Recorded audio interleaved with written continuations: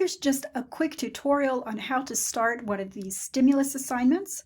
You will start by clicking Start Assignment.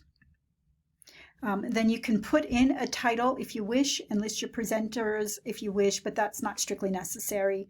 Go ahead and click Record. And you'll get this message about using headphones. You'll see that I'm not using headphones here, but you will get better results if you use the headphones. Click Continue. Then you can't press this button. You have to start by pressing Record.